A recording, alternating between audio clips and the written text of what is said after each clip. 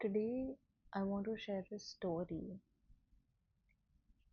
You can say that it's coming from my life experience, or you can also assume that I'm sharing someone else's story, probably yours. As a child, our most important need is that of feeling safe and then feeling loved. Why I say this because a lot of us have different love languages. Some people love through action, some people love through words, and some people love by just being with you. And on the other hand, we all have different love languages that we want to be loved through, that actually make us feel loved. So, I told you about the second part, the second need that a child has, but still the first one is feeling safe. When I say or talk about feeling safe, I mean knowing that you have somebody to count on, you have somebody to look up to, you know there is someone who believes in you know you can be yourself with someone, you know when you reach out for connection, you will get it. These are the few things that embody the word safe. So when a child does not feel safe, what happens? They think their safety is dependent on the way they give love and the way they receive love.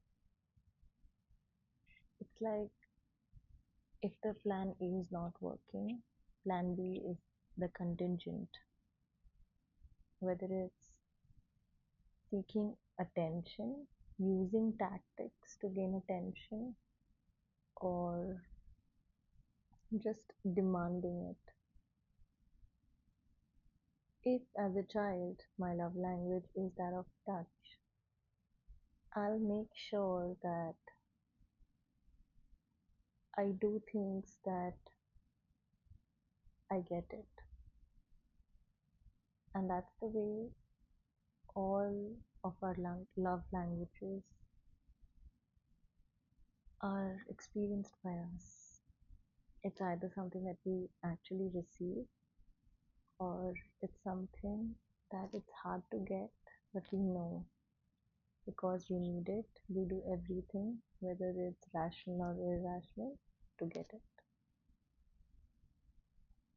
Moving towards an example here, when someone really sees me for who I am and accepts me for that.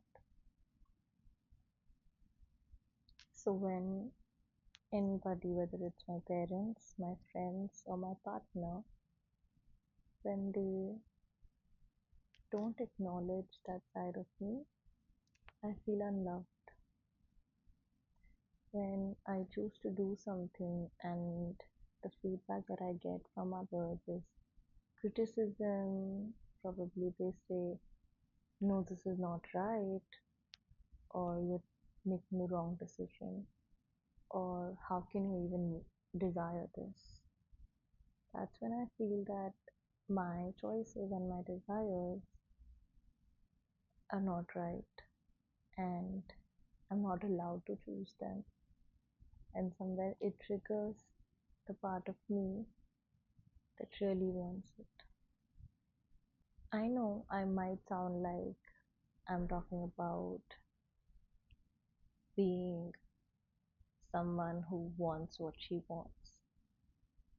But to be honest, it's not about actually having it, it's just me expressing that desire and getting feedback Getting feedback in a way that, okay, even if I am irrational, even if I am too much, is there anybody who accepts that side of me? Is there anybody who is ready to say, oh, that sounds interesting, or just accept that it's okay for me to want it and there's nothing wrong about it? And after that acknowledgement, go ahead and tell me why it wouldn't be a nice thing and why you would want to protect me from harm. Because then I will listen to you. I will understand where you're coming from. So, this is how a child really functions. It's very simple. Either they feel safe through you, or they do things by which they get what they want. Whether it's your attention, whether it's your presence, whether it's just words. And if they don't get it, they'll choose different ways, different pathways, and they might not make sense to you, but because that's their language of getting what they want when they need that safety, when they think that safety is replaced with love. Now, in the same scenario, what if there's no safety? What if the adult, the elder, or the caregiver that we're living with does not feel safe themselves? What if they are fighting a deep fear? What if the adult that I live with as a child feels like the more they give, the more love they will receive? How do you think that adult is showing up in their life? Are they doing everything they can for the people in their life, even when they themselves are feeling drained, burnt out, and insufficient? Knowing that even when their own cup is half empty, still giving from that cup and emptying it further to fulfill the needs of others and help others, so that their belief that when they give themselves, they receive love, or they're worthy of love rather. Imagine the child seeing this pattern, seeing this behavior. What would the child understand? Don't you think they will also learn the behavior? They will also feel that if they don't do enough, they won't receive love. Now, if you were the caregiver, if you were the parent, if you were the elder one, what would you say to the child who believes in that? Who believes that the more you give, the more you will be worthy of receiving care and love?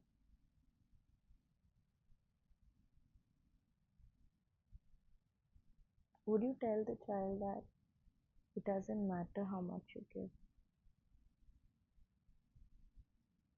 We love you because you are. Wouldn't you say that to them?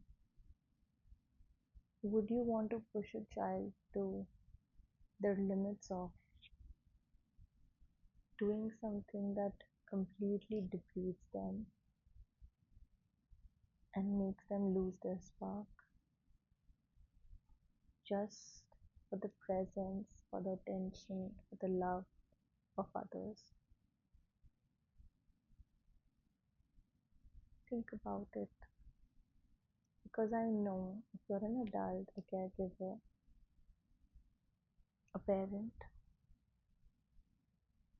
you were once a child too. And if you're a child who's watching this video, I want you to know that just because the adults and the elders don't understand doesn't mean your need is invalid, that it's not right for you to want it.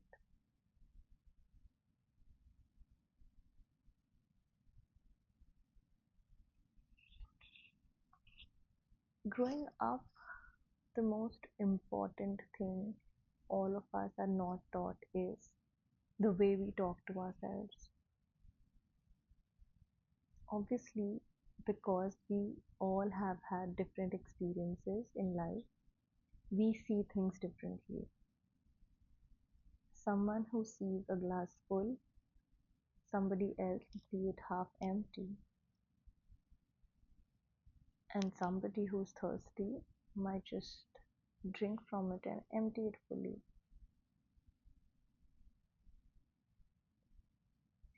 What I'm trying to say here is that we often forget that our needs are not always going to be met. And that's the harsh truth. Not because we are not worthy or we are less, but because we are different and we are experiencing reality at a different pace, through a different lens, and from different expectations.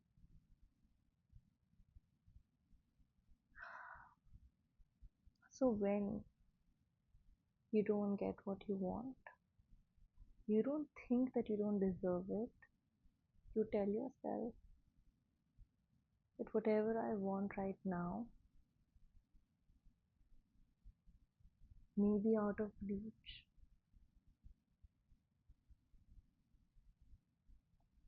And the reason that I need it right now is because somewhere I feel I don't have it myself.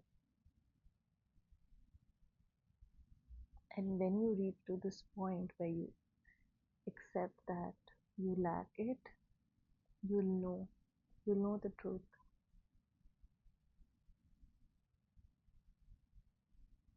There's nothing in this world that is like I'm unlovable, or I'm not enough, or I'm not worthy.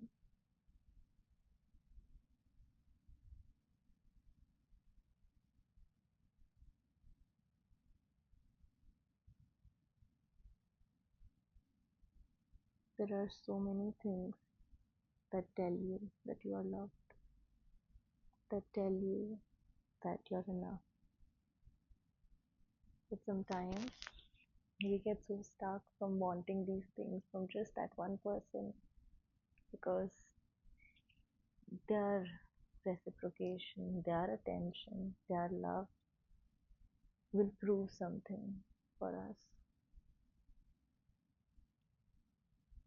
And do you think if you're here with me right now and listening to me, is it true that somebody else can validate or make something true for you when you believe it's not?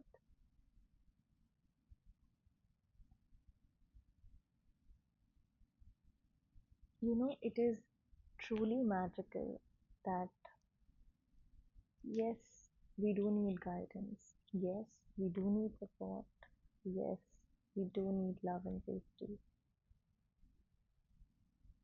But at the cost of calling ourselves not enough, unlovable, no.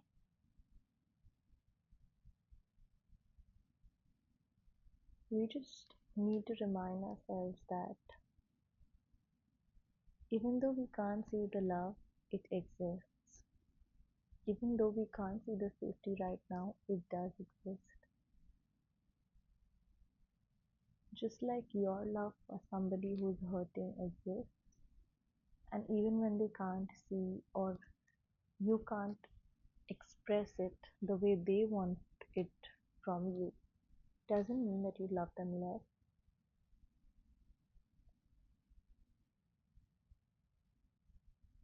So, yes, misunderstandings, miscommunications do happen.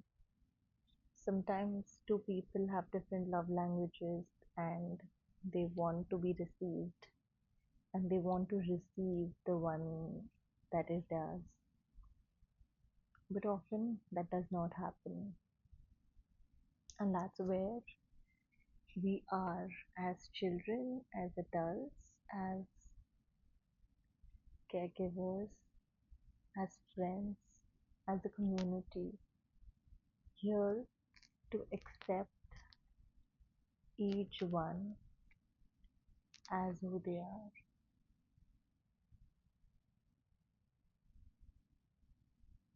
Because when you can accept someone as who they are, you don't even have to acknowledge their needs. You don't even have to explain them why they can or cannot have it. Sometimes all we are just looking for is acceptance of who we are, and that is enough. And that in itself makes us lovable and worthy. I know from my personal experience as a child of two beautiful parents who have done their best to give me everything that they thought I may need in my life. I remember their struggles, the nights that they haven't slept but made sure I could.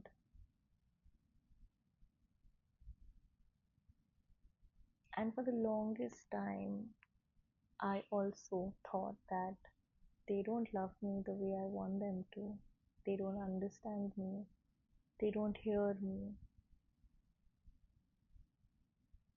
But over time, when I saw them